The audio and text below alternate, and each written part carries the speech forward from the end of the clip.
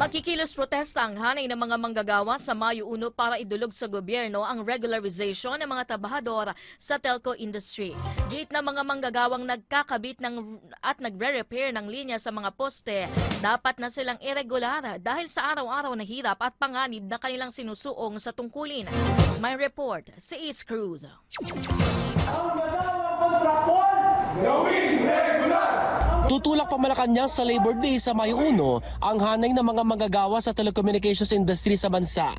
Ito ay para kalampagin si Pangulong Ferdinand Marcos Jr. na ipatupad ang ruling ng Supreme Court na nagpapatibay sa unang desisyon ng Court of Appeals kung saan nakasada dapat irregular ang mga linemen na may tungkulin sa installation, repair at maintenance ng PLDT lines dahil may direktang kinalaman nito sa negosyo ng kumpanya. There's nothing to hold back na bakit mo kami hindi haharapin.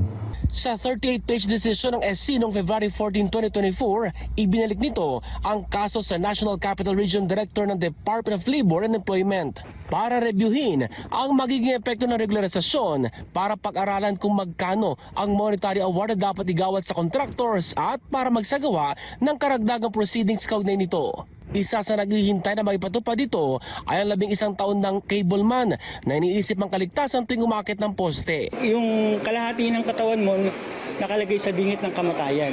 Yung pananagutan ng kumpanya, wala yun.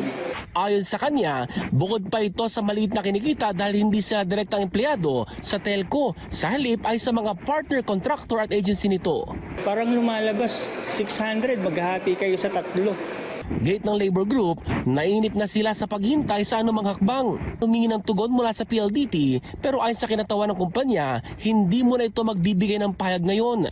Nauna nang sinabi ng kilusang Mayo 1 na magkakasa sila ng malawakang kilos protesta sa Labor Day para panawagan ang nakabubuhay na sahod at ang pagkontra sa kontraktualisasyon. Ace Cruz, Newslight.